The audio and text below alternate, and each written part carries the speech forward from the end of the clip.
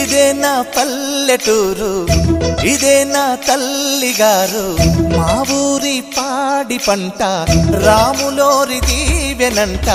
తల్లి గోదావరి నీళ్ళు కడిగ సీతమ్మ పాదాలు, ఊరంతా హాయ్ హాయ్ హాయ్, మనసంతా హాయ్ హాయ్ హాయ్. ఇదే నా పల్లెటూరు, ఇదే నా తల్లిగారు, మా ఊరి పాడి పంట రాములోరి దీవెనంట.